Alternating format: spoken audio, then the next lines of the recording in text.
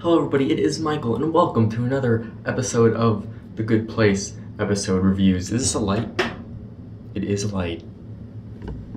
I can move the camera a little bit further back now. That's good to know. I've never been in this room before, and I thought it was a little bit fitting because it's this tiny, small room, and it's basically all white, except for this and the door. So I was like, oh, it's just like Jason and Chidi's testing rooms. So let's do this. Speaking of the tests, I thought they were very well done because they were simple and I mean, I've said this the last few times, but they're really taking advantage and like, instead of doing something extraordinary like a giant obstacle course with a ton of CGI, they're just doing something small and personal to the characters, and it just looks very heavenly.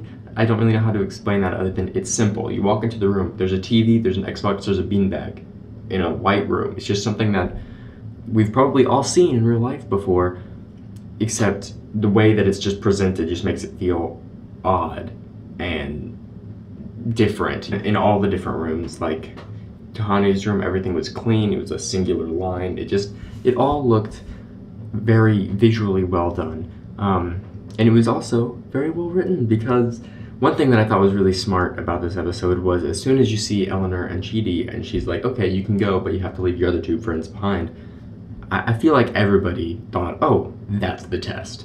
And then as soon as it comes back from commercial break, Eleanor goes, okay, so this is the test. So we have to figure out what exactly the test is. So I thought that was really smart because, you know, everyone I watched it with thought, okay, this is obviously the test. Don't do it, guys. And so they used our existing knowledge of guessing what will happen next and flipping us on our head, because as soon as it came back from commercial break, the whole time I was like, okay, obviously this is the test, and I hope that these characters are not stupid enough to believe this. Cuts back, okay, this is obviously the test. Okay, good. I'm glad that our characters aren't dumb. And it really, like, the whole time I was just wondering, okay, what is this? And why are they together for this? And unfortunately, as soon as Chidi was like, we can do it together, and then he grabbed Eleanor's hand, I was like, oh no, that's not Chidi. That's the fake Chidi. That's a fake Chidi.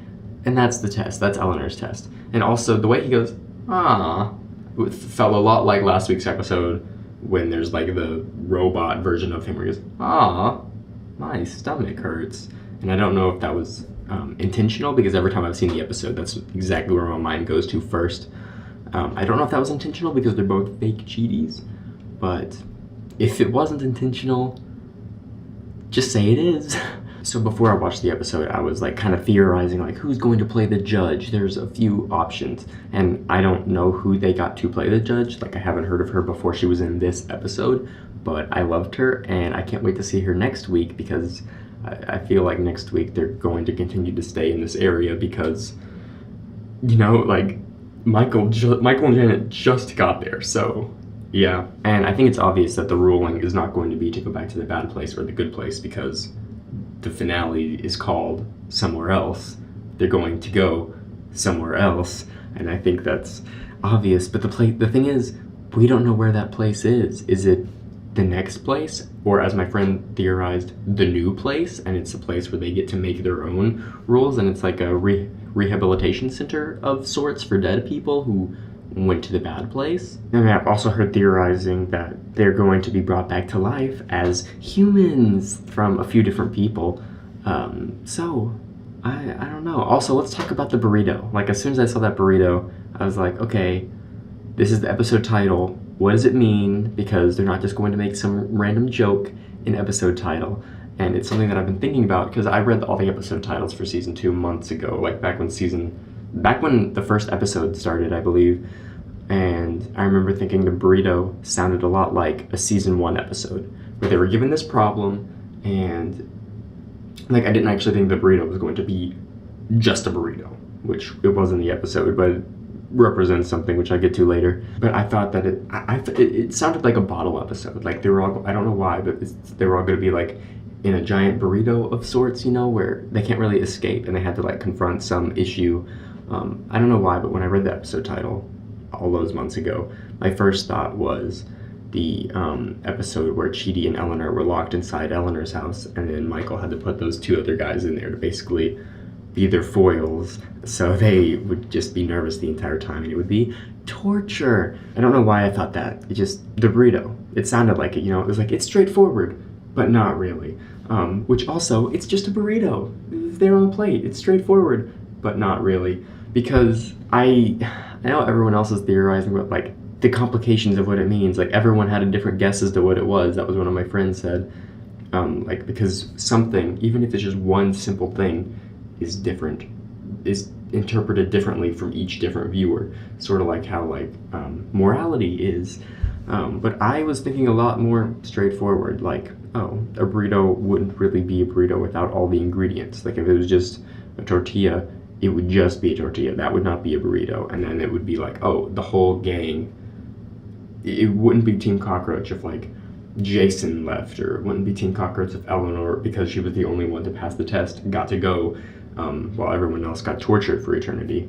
So that's where my mind went, because I'm dumb and not as smart as everyone else is theorizing about this kind of thing. But I kind of liked where my mind went, even though I know that's wrong because it's too simple. I feel like it wouldn't have been the episode title if that was simply it, but I'm proud of myself.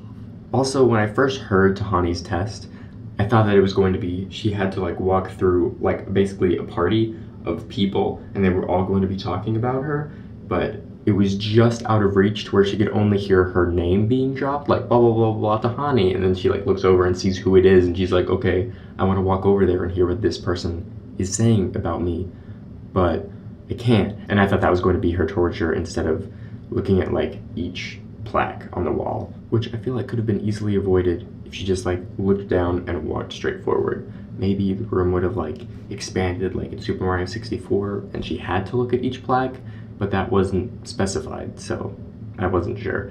Jason's test, I feel like it could have been a little bit better if he was forced to play as the Jaguars and then realized, oh, they suck, even in this video game where every character is probably programmed roughly the same, and he had to deal with the fact that he lost as the Jaguars, as his favorite team, instead of going up against them, because then he lost, the Jaguars won, and the Jaguars won, I feel like would at least relieve a little bit of sadness from his mind. Chidi's test, I know everyone has been saying this, but it reminded me of that episode 2 in Westworld when what's-his-name had to, like, look at the giant wall of fedoras and had to choose a white one or a black one, So, yeah, that was where my mind went, and I'm very sorry, Good Place, for comparing you to Westworld. I'm just going to bring up another Good Place Westworld thing. Ted Danson, when he said Westworld sounded horrible, and that's why he never watched it. When someone asked him about, The Good Place and Westworld are two popular shows right now, and they both had giant season finale twists. What do you feel about it? And he goes, oh, well, I've heard Westworld's horrible, so I haven't watched it. And yeah, I love you, Ted Danson, as well as the rest of the cast. I love you guys so much. But sorry that I'm being quieter. It is the library, and I don't know how loud I'm allowed to be in these rooms. I don't know how thick the walls are. So yeah, that's why I'm being a tad bit quieter, but hopefully I'll be able to edit it up in post so it doesn't sound like I'm whispering. Anyway, let's go back to Michael, Janet, and Sean. I was sort of right when they did the switcheroo, except it wasn't Michael that did the switcheroo. It was just Janet herself, and I love that she did that because, I mean, it felt like a leap where earlier she had trouble saying but, and in this episode she was like, oh, it was a bad Janet. In some cases it might have been worse than a bad Janet, but I think it was believable because her friends, the only people she has ever known and had like an actual attachment to, or any Janet as far as we know has had an attachment to, were about to be gone and taken from her forever and tortured forever. I feel like that you can learn and kind of push yourself to do things in that kind of scenario, so I thought it was believable. And so now Sean, is he locked in that room? Is he out of the picture? Because I feel like he wouldn't be out of the picture because it wasn't really like a climax of sorts and just a let's kick him out and run away, and when he comes to, he won't really even know what happened because he was hit so hard. I hope that's the way they go because I like Sean, and it would suck him just being gone, especially after they basically wrote off Vicky, who I don't feel like will be in the finale, because if Sean is the only person who can take her out of the shell and he's basically out of commission currently, it just won't work out. And even if he did come back, I don't think his first priority would be saving Vicky, because Vicky also helped Michael, so he would consider her a traitor, and potentially everybody that was a part of that project a traitor. And then the very end, when Michael and Janet came, hooray, now it's a giant group, and this episode's ending felt similar-ish to last week's episode's ending. Michael says something and it's kind of like inappropriate for the time, like last week when he was like, oh, hey boss, how are you doing? And then this week when he's like, hey guys, what's up? Even though they're about to be sent to eternal torture. So yeah, now Michael and Janet are there to help out the rest of Team Cockroach to get out of being tortured forever. And I honestly don't see how this can go. I don't know how they will be able to sway her mind. So I'm excited. I'm really, really excited for next week's episode, the season finale, which means we're not going to get a new episode until like September. That makes me very sad, especially because this entire time I thought next week's episode was going to be a two-parter. It was going to be somewhere else, the 40-minute special episode. And now I've learned that it's just somewhere else, a normal 22-minute episode. So I'm very excited to see how this goes. I'm excited to see how they wrap this up in an episode, and I'm excited to see where we're left off for season 3, because I was going to say something, but that might be considered a spoiler, so I'll just say it in the next week's episode. In next week's episode, not in the next week's episode. Anyway, I'll see you guys then. Goodbye, and thank you all so much for watching. I hope you have a great day, and I hope this next episode is great, and I hope that you are feeling great, and I hope everything is great. Everything is fine. Everything's fine. All these characters will be fine.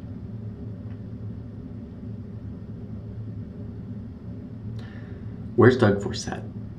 See you later, my guys, gals, and non-binary pals. Have a wonderful life. Bye!